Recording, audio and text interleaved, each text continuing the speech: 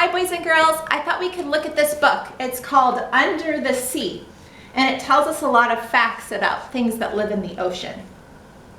So let's take a peek and see what we can find out. Under the sea. Oh, dolphins. Under the sea, it's a different world. Dolphins are some of the friendliest animals that live there. Here's a mother dolphin with her baby. And let's see. If we lift the flap, it says, let's see her talk to the baby. And they go click, squeak, squeak, squeak. Dolphins speak using clicks, squeaks, and squeals. Baby dolphins stay with their mothers until they are about 3 years old. Dolphins love to play. They can swim so fast. Watch this. Woo! And they jump right out of the sea. They flip over in midair and dive back into the water. And look, there they are. Sploosh. Sometimes dolphins chase each other for fun. They like to swim beside boats too. You can see them leaping in and out of the water. Dolphins breathe air, just like we do. They swim up to the surface for air. They can breathe as fast as you can blink, and then they dive down again. Dolphins live in groups. They help each other look after the babies. Sharks. Sharks are all shapes and sizes. The smallest is the size of your hand. The biggest is as big as a bus. This one is called a great white shark. It is fierce and strong. If you were a fish in the sea, you'd better swim away. Look at all those teeth. A shark like this has about 3,000 teeth, and they are very sharp. The biggest shark of all is called a whale shark. It's a gentle giant though. When it eats, it opens its mouth wide and swallows a mouthful of tiny floating animals. It is so big it has to eat lots of them. Seahorses.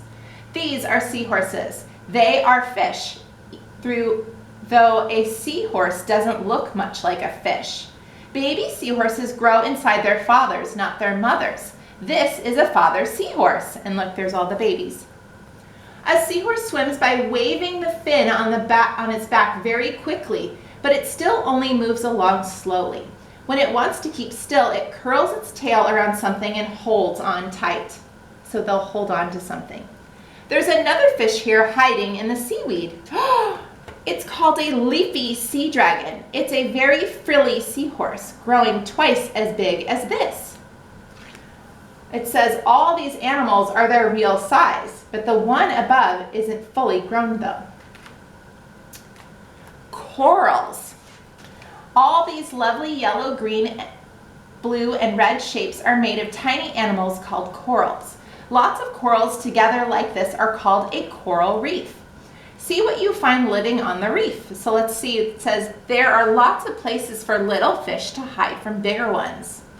So if a little fish is maybe about to get eaten from a big fish, they can hide down in here so that they don't get eaten. Lots of fish have pretty patterns. This helps them to hide among the bright corals. Corals give off a small dose of poison if something touches them. This fish is in danger. Oh, because it's getting close.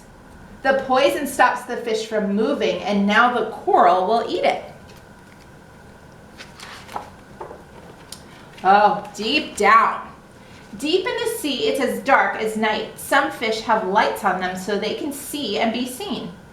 This flashlight fish has a tiny light by its eye. It covers the light with the flap of the skin to turn it off. See, so there's the light, and then it can cover it up when it doesn't need the light. A viperfish has a light on its back. Other fish swim to the light, and then they get caught by the viperfish. This is an anglerfish. It has a light above its head. Other fish notice the light and swim to it, but they better watch out. Uh-oh. Oh dear, the fish swam right into the anglerfish's mouth. Near the beach. Closer to the beach, the sea is shallower. Lots of animals live here. There is plenty to eat and the water is warm. This is a blenny. There's something behind the seaweed too.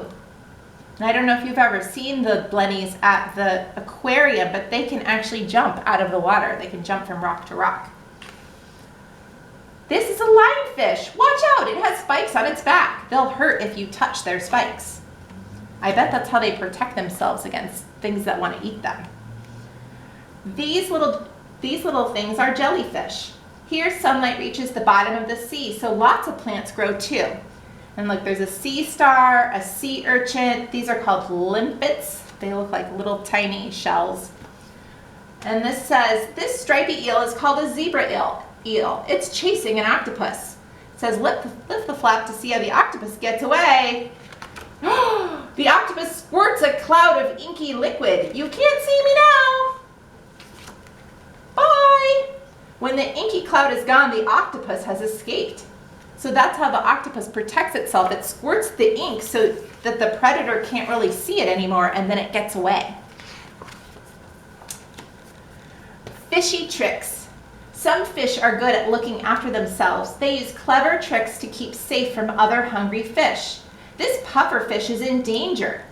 It says this fierce fish is a grouper. It's looking for something to eat. Uh-oh, what do you think the pufferfish will do? When it's scared, the pufferfish sucks in water and fills like a balloon, and the spikes stand out from its skin. And then the grouper fish thinks, I'm not eating that. It's all spiky. This parrotfish can make a gooey slime that tastes horrible. It wraps itself up in the slime before it goes to sleep. If other fish try to eat the parrotfish, they'll get a mouthful of yucky slime, and then they won't want to eat it. This is a place. When it's lying on the sand, it looks like sand. Lift the flap to see what happens when it moves. So this guy lies in the sand and he kind of blends in. That's called camouflage. Oh, and then look. Now it's lying on the pebbles and it hides from the other fish by changing to match its background. So it can actually change color to camouflage itself. All right, let's see where we're going to end here. Oh, it says this book has shown you some new things that live under the sea, but it would take thousands of books like this to show them all. Wasn't that interesting? There are so many things to learn about the ocean. So many different kinds of animals and plants live in the ocean. And so what they're saying is that you would have to have thousands of these books to learn everything there is about all the different animals and plants that live there. But I'm glad that we got to read about these ones, some of them we already knew and some of them that were new to us, weren't they? So thanks for reading with me and learning about the ocean animals. Bye!